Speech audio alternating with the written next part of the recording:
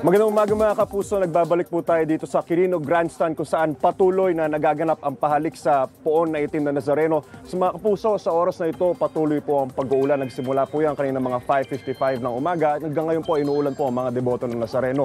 Kaugnay po niyan, nakataas po ang rainfall advisory sa ilang bahagi ng Camarines Norte.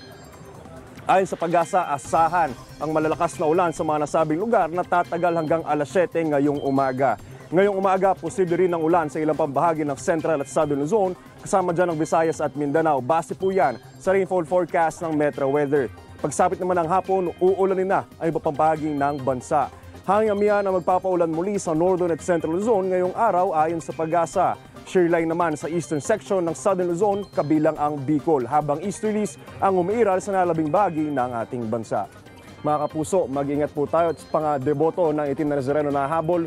Paalala lang po, bawal po ang magdala ng payong. Ako po, si Anjo Pertiera, ang inyong UH Weather Presenter. Maasahan, ano man ang panahon. Know the weather before you go. Para Mark Safe lagi, mga kapuso.